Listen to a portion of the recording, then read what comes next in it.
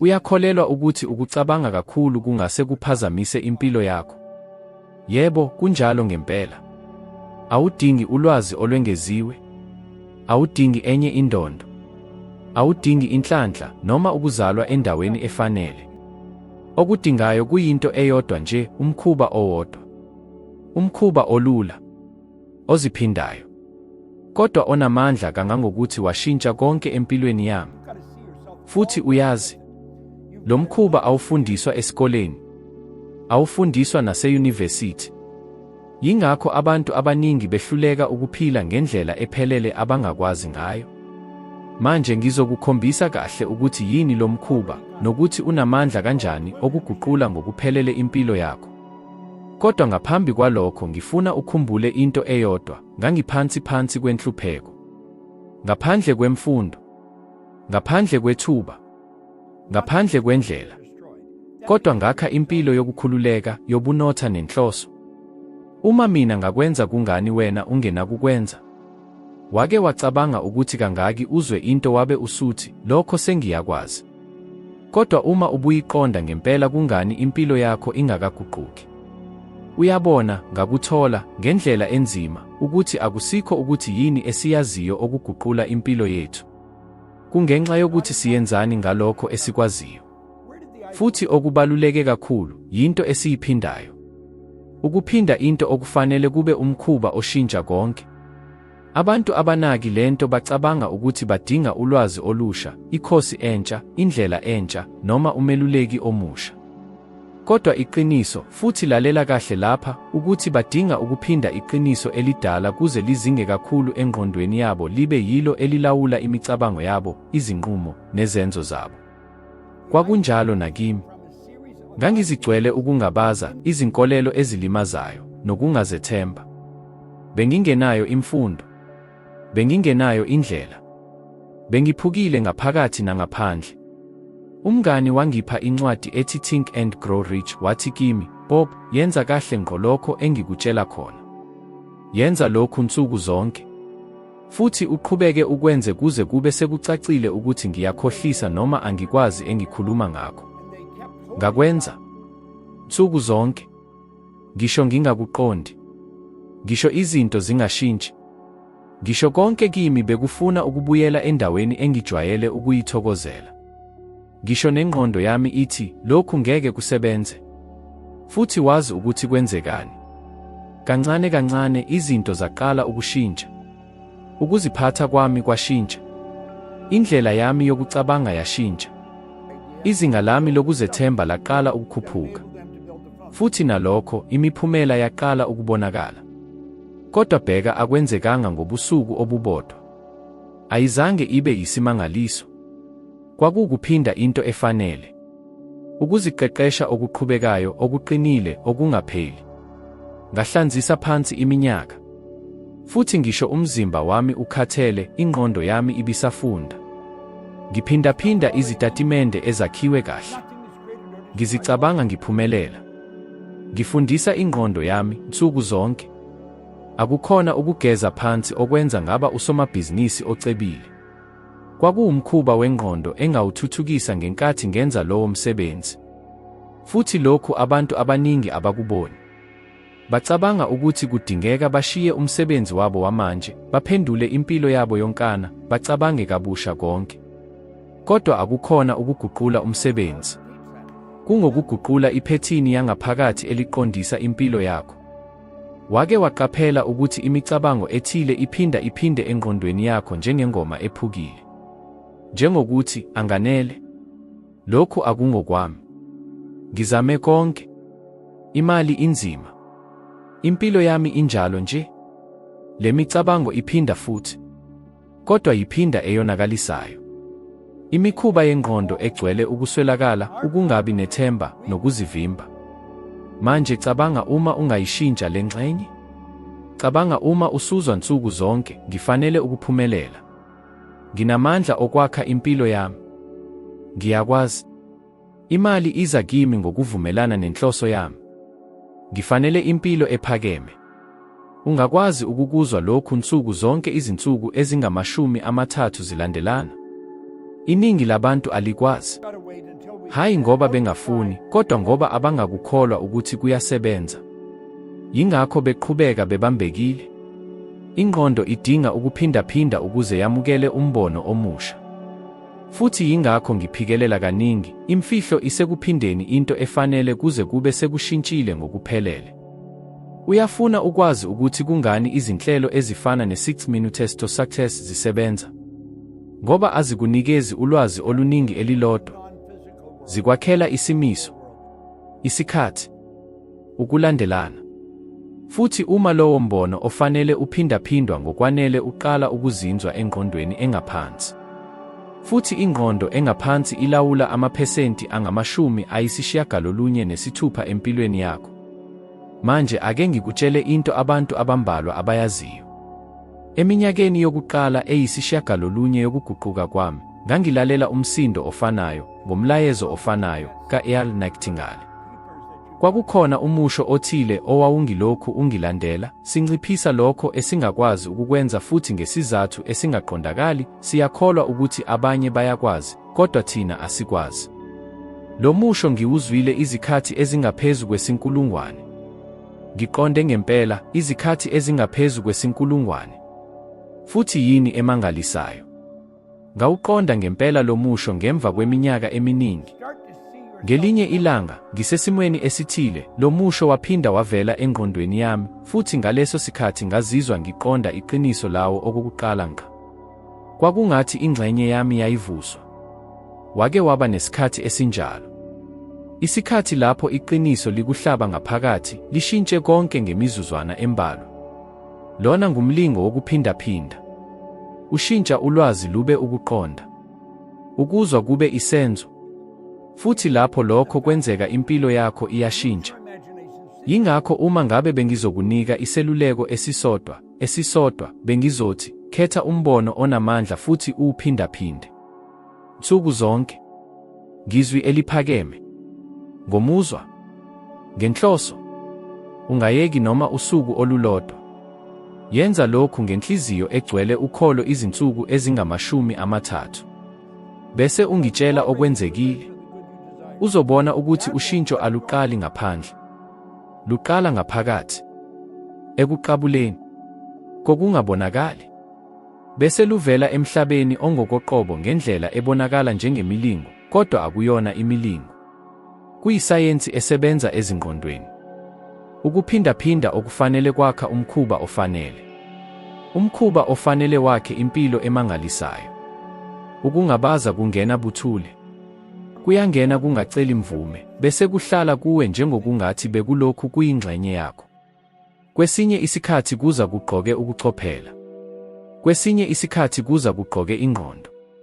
Futhi awuqapheli nokuthi kuyakuvimbela nsuku zonke. Ngiyakwazi ngoba nami ngangiphila ngaleyo ndlela iminyaka. Futhi okukhulu nakakhulu, ngibone amakhulu, ngisho nezinkulungwane zabantu, bemi endaweni, benganyakazi hayi ngoba bengakwazi, kodwa ngoba bagcwele ukungabaza. Ngivame ukusho ukuthi ukungabaza kuyigciwane elingabonakali empumelelweni. Kukwenza ungathathi isinyathelo lapho kufanele uthathe khona isinyathelo. Kukukholisa ukuthi kungcono ulinde. Futhi uma ulinda kakhulu, uyaqhubeka usuka kude nalokho okufuna ngempela. Ukungabaza kukweba amaphupho akho ngokuvuma kwakho. Awumemezi, awuphiki, awuqapheli. Uvele uyavuma. Ngesikhathi ngiqala ukusebenzisa izimiso eziku, Think and Grow Rich, bengingekho nesiqiniseko sokuthi zizosebenza. Akukho nokuncane. Ngangiyindoda edilikile, engenazo izifundo, engenanhloso. Ngangihlanzela phansi, ngiphila impilo engenamgomo. Kodwa nganginokukhetha okubili, ngingaqhubeka ngilalele ukungabaza, noma ngikhethe ukukholwa, ngaphandle kobufakazi, ngaphandle kwemiphumela, ngaphandle kwesisekelo. Futhi ngakhetha ukukholwa. Ngakholwa enqubweni. Ngakholwa ilizwi elalithi kimi, landela le ndlela. Phinda. Zilolonge. Qhubeka. Futhi umvuzo weza. Hayi kuphela ngemali, kodwa ngokucaciseleka, ukuqonda indlela, ukuzethemba. Ngoba ukungabaza kudiliza nakho, kukwenza ubheke esibukweni ubone umuntu omncane. Ongabalulekile. Ongakwazi lutho. Kodwa ukukholwa kwenza okuphambene, kukubuyisela kuwe uqobo lwakho. Manje ake ngikutshele okuthile okungenzeka kubonakale kuyinqaba. Abantu abaningi abahlangabezana nobunzima bezimali namuhla abekho kuleyo ndawo ngenxa yomnotho, noma ipolitiki, noma imakethe, noma yini yangaphandle. Bakhona ngenxa yesinqumo abangakaze basithathe. Futhi isinqumo asizange sithathwe ngenxa yokungabaza. Mhlawumbe manje uthi, kuthiwani uma ngizama ngiphumelele? Futhi mina ngithi, kuthiwani uma ungazami neze, bese uchitha impilo yakho yonke ucabanga ukuthi kwenzekani ukube wazama? Leli yilo mbuzo olimaza kakhulu. Ngiyakuthembisa. Bheka, ukungabaza ngeke kuphele ngokuphelele. Kodwa ungakunciphisa kube sezingeni lokuthi akusenawo amandla phezu kwakho. Futhi ukuze wenze lokho, udinga ukuqonda ukuthi ukukhula kuza lapho usathatha isinyathelo naphezu kokungabaza. Kunjengensimbi, uma uyiphusha njalo, iba namandla. Ukuzethemba kwakhiwa ngezinyathelo ezincane zokuba nesibindi. Isinyathelo ngasinye, noma sibe sincane kangakanani, siwukunqoba ukungabaza. Ufuna isibonelo sangempela? uWalt Disney. Indoda eyakha umbuso wamanani angaphezu kwezigidigidi ezine zamakhono aseMelika kusukela ekudwebeni. Ingcebo yakhe namuhla ingabalwa cishe njengezizumbulu ezingaphezu kwama-700 zamakhono aseNingizimu Afrika. Uyazi ukuthi wenqatshwa izikhathi ezingaphezu kwe3,000 ngaphambi kokuthola uxhaso lokwakha iDisneyland. Izikhathi ezingaphezu kwe3,000. Abantu abaningi babengayeka emzamo wesihlanu. Noma ngaphambi kwalokho. Kodwa yena waqhubeka. Wayenombono. Futhi naphezu kwakho konke ukungabaza okwakuzungezile, wakhetha ukukholwa embonweni wakhe kunesaba sakhe. Cabanga manje ngalabo abamgagulayo. Namuhla, akekho owabasakhumbulayo. Kodwa yena uyaphila emakhumbulweni ezizukulwane ngezizukulwane.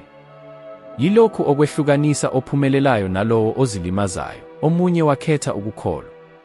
Omunye wakhetha ukungabaza. Wake wazithola uzakhela amasu amakhulu engqondweni yakho kodwa awukaze uwasebenzise empilweni yangempela.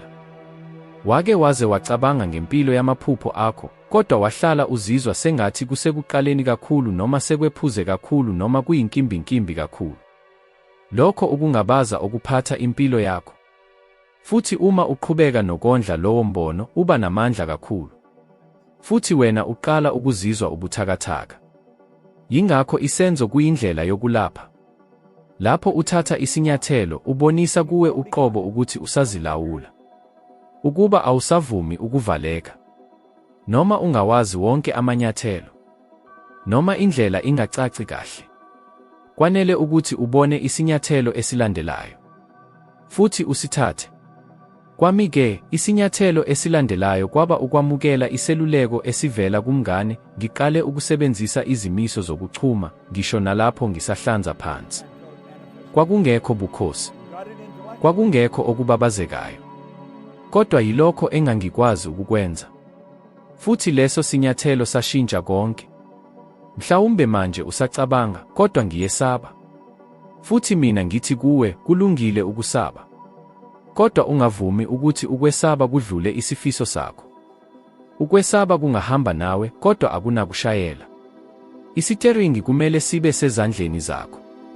Futhi kukhona okunye okumele ukuqonde ngokuphelele, ukungabaza kaningi kuyifa. Ukuzwa kubazali bakho, esikoleni, emphakathini, bathi awukwazi, kuyingozi, akusikho okwakho.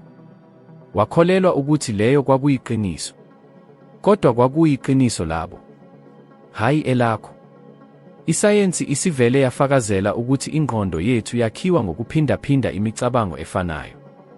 Uma uphinda ukusaba nokungabaza, yikho lokho okuqina.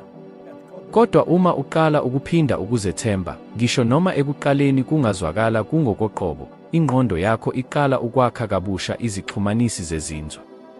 Lokhu akuyona imilingo. Lena isayensi yobuchopho. Ngakho ake ngikunike isiphakamiso esisebenzayo. Ezinsukwini ezilandelayo eziyi-14, khetha umusho onamandla. Kungaba yinto enjengokuthi ngiyazethemba noma ngiyakwazi ukudala iqiniso lami. Phinda lo musho izikhathi ezingama-50 ekuseni uma uvuka, futhi ezinye izikhathi ezingama-50 ngaphambi kokulala. Yenza sengathi usuwamukela njengenkolo yakho entsha. Ungahlaziyezi, ungabuzi imibuzo. Phinda nje. Uzobona ukuthi ngokuhamba kwesikhathi izwi lokungabaza liqala ukuthula, kuthi izwi lokuzethemba liqale ukukhuluma ngokusobala. Lena yisiqalo senkululeko yakho.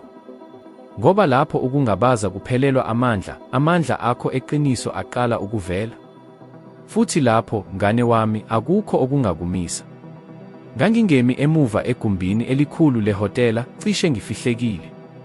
Nginenhloni, ngithule. Phambi kwami kwakukhona abantu ababalelwa ku-1,000, kanti esiteji kwakukhona indoda egama layo linguBill Covey ekhuluma ngokuba khona okubukeka sengathi kuyamangalisa. Wayehamba ngokuzethemba, ekhuluma ngenhliziyo, ebheka ngqo ezinhliziyweni zabantu bonke egumbini. Wabe esethi into eyashintsha impilo yami unomphelo, uma ngifuna ukukhululeka, kumele ngibe mina. Hayi mina engicabanga ukuthi wena ucabanga kufanele ngibe yikho. Hayi mina umkami alindele ukuthi ngibe yikho. Hayi mina izingane zami ezilindele. Kodwa mina wangempela. Lamazwi angena kimi njengombhoko. Ngoba kuze kube yileso sikhathi bengingasiwona mina. Bengiwuqoqo wamalindelo abantu abanawo kimi. Bengihlanganiswe ukwesaba ukungamukeleki, isifiso sokugunyazwa, nendlala yokuba yingxenye yeqembu. Futhi yilokho okwethula abantu abaningi namuhla. Bavalelwe ezingxenyeni ezakhelwe bona.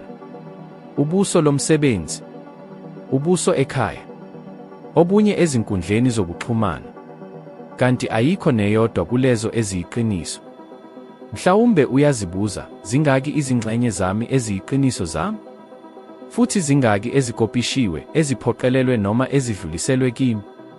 Ngaphila ingxenye enkulu yempilo yami ngaleyo ndlela. Ngizama ukufanela. Ngizama ukubonakala ngijwayelekile. Ngizama ukuba yilokho engicabanga ukuthi abanye bafuna ngibe yikho. Futhi kwenzekani? Umhuzuko enhliziyweni yami. Umuzwa wokuthi kukhona okungalungile. Futhi lokho okungalungile kwaba yimi uqobo. Ijele elikhulu kunawo wonke umuntu aliphathwanga ngamabhasi noma izikhiye.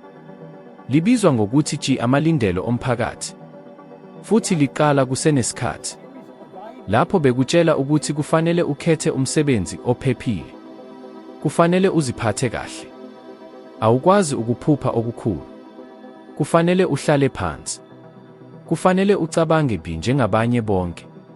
Futhi kwenzekani? Uqala ukuphila impilo engeyona eyakho. Usebenza emsebenzini ongekukhalela. Uphila ebuhlotsheni obukukhathazayo. Uzigqokisa njengoba kulindelwe. Ukhuluma njengoba kulindelwe. Ucabanga njengoba kulindelwe. Futhi kancane kancane uyanyamalala. Yingakho ngalelo langa, lapho ngimile egumbini ngilalele uBill Covey, ngathatha isinqumo. Angifuni ukuphinde ngibe yisibuko sokulindelwa kwabanye. Ngifuna ukuba yimi. Ngifuna ukufunda ukukhuluma phambi kwabantu, ukwabelana ngeqiniso lami, ukuthinta izimpilo ngezwi lami, hayi ngobuso obufihlakele. Kodwa kwakungeyona into elula. Benginesithukuthezi esijulile. Ngifihla ngisho nasemagunjini amancane. Ngigwema imibuzo. Ngangizithulele. Futhi ngaphakathi ngangizizwa ngincane. Nakuba ngangazi ukuthi ngiphatha okuthile okubalulekile ngaphakathi kimi, ngangivame ukuzilimaza ngoba ngangikholwa ukuthi anganele. Uke wazithulela kangaki, nakuba wazi kahle ukuthi kukhona okubalulekile ongakusho? Uke wayithulisa imicabango yakho kangaki nje ukuze ugweme ingxabano? Uke wayeka iphupho ngoba umuntu othile wathi kuwubuwula? Lokhu sekujwayelekile kakhulu kuze kube sengathi kujwayelekile. Kodwa akunjalo. Lokho ukuhlupheka okuzifihlayo ngaphansi kwempilo yansuku zonke. Futhi nansi iqiniso abantu abangakutsheli lona, inkululeko yangempela ikhona kuphela uma unesibindi sokuba nguyena wena, nazo zonke iziphambeko zakho, amakhono akho, izifiso zakho neqiniso lakho. Impilo iqala lapho uyeka ukuzama ukujabulisa wonke umuntu bese uqala ukuhlala uqotho kuwe. Angisho ukuthi kufanele ube yisihlongandlebe noma uzithande ngokweqile. Ngisho ukuthi kufanele ube qotho kuwe uqobo. Ukumele uzibuke esibukweni uthi, lena yinkolelo yami. Lona yisifiso sami. Nginguye lo. Isayensi yezengqondo yesimanje isivele ikhombisile ukuthi enye yezimbangela ezinkulu zokukhathazeka nokudangala kulezi zinsuku ukulahleka koxhumano phakathi komuntu nomuntu wangempela. Abantu baphila izindima. Bazama ukuzivumelanisa namazinga angafinyeleleki. Bayesaba ukudumaza, bayesaba ukwahlulelwa, bayesaba ukungemukelwa. Yingakho umhlaba ugcwele abantu abakhathazekile, abadikibele nabalahlekile. Hayi ngoba bengenangqondo noma amakhono, kodwa ngoba bengasekho oqotsheni. Kwathatha iminyaka eminingi kimi ukukuzwa lokho. Kwadingeka ngibheke ngaphakathi, ngiphule izingqimba, ngibhekane namathonya edlule, futhi ngibuze yonke into engangifundiswe yona. Kwadingeka ngamukele ukuthi angidingi ukufana nabanye ukuze ngibe nenani.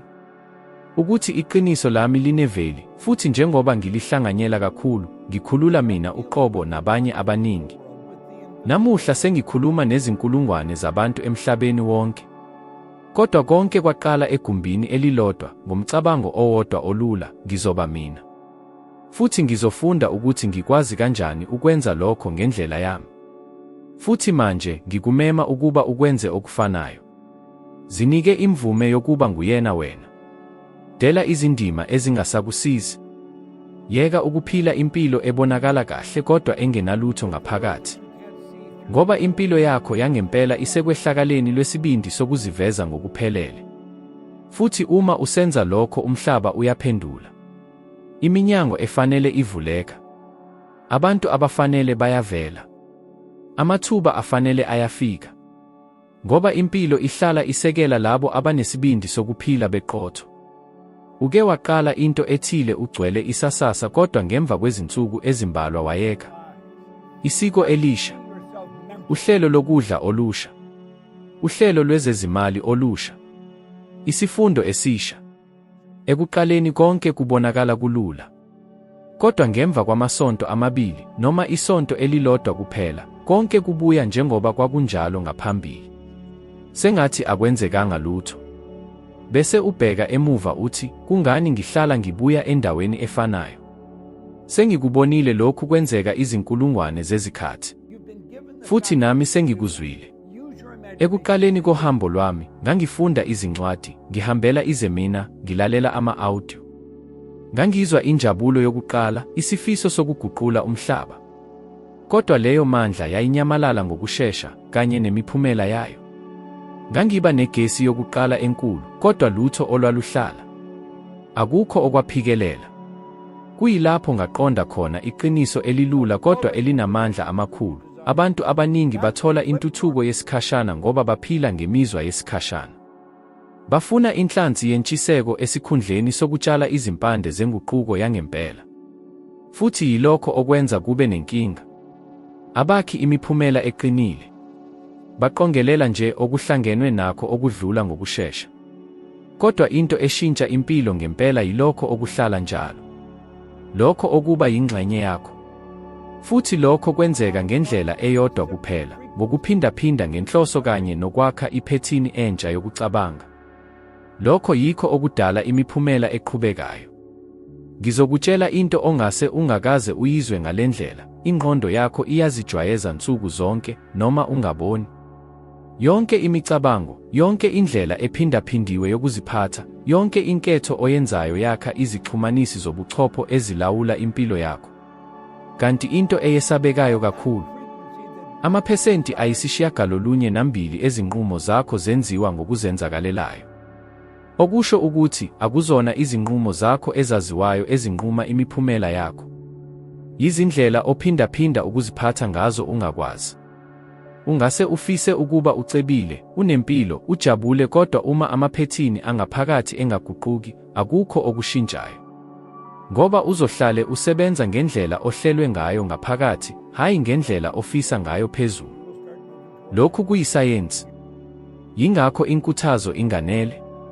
Okukuphela kwento esebenzayo ushintsho oluyisisekelo. Futhi lokho kuza kuphela ngohlelo, ukuzilolonga, nokuphindaphinda.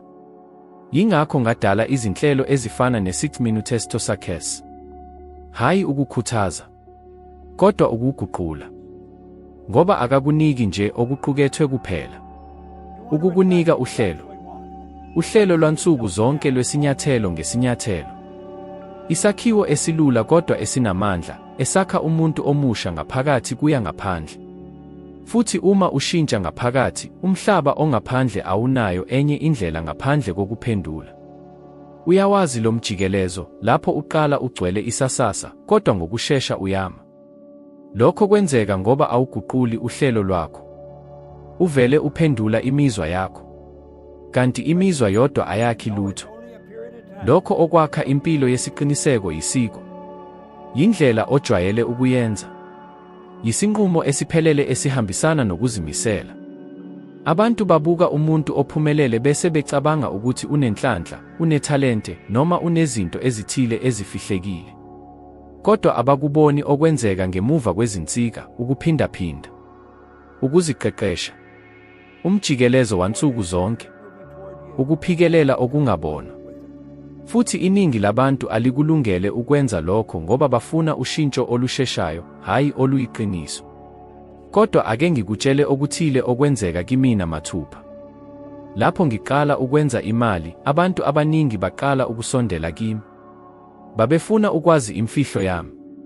Futhi lapho ngikhuluma ngengqondo, ukuphindaphinda, amasiko, ukungayeki uyazi ukuthi bathini. Hayi, sengake ngakuzwa lokho. Bese bebuya empilweni yabo endala. Sengathi inkinga kwakuyinkinga yolwazi. Kodwa inkinga yangempela kwaba ukungasebenzisi ulwazi njalo. Ufuna isibonelo esiqine kakhulu? UMichael Jackson, omunye wabaculi abakhulu emlandweni womhlaba. Bewazi ukuthi ngisho eminyakeni engaphezu kwama-20 ephumelele, wayephindaphinda efunda izinyathelo ezifanayo zokudansa amahora amaningi. Ngisho noma wayesaziwa njengomunye wabaqeqeshiwe. Wakwenzela ukuthi ayazi ukuthi ubuhle buvela ekuphindaphindeni. Futhi impumelelo eqhubekayo ayiyona isipho, iyindlela yokuphila. Manje yisa lokhu empilweni yakho. Uma ufuna imiphumela ehlukile, kufanele uphile ngendlela ehlukile. Hayi usuku olulodwa. Hayi lapho uzizwa ukhuthazekile kuphela. Kodwa kuze kube yilapho lowo mkhuba usuba yingxenye yakho. Futhi uzokuzwa. Kukhona okushintsha ngaphakathi kuwe. Kubonakala sengathi ingxenye ethile iyajika ngaphakathi. Sengathi impilo yangaphandle iyahambisana nomkhuba wakho omusha. Kusukela lapho, akukho okuphinde kufane. Ngoba awusaphenduli emhlabeni, usuwudala owakho. Imiphumela eqhubekayo ayiveli kulokho okwenzayo ngezikhathi ezithile. Ivela kulokho okwenzayo njalo. Futhi uma uqala ukuziphatha sengathi usuvele uyilona muntu ofuna ukuba yikho, yonke indawo iyazivumelanisa ukuqinisekisa lokho. Umbuzo uthi, ufuna ukuzizwa kahle izinsuku ezimbalwa nje? Noma ufuna ukwakha impilo eqhubeka ikhula ngisho noma injabulo isehle?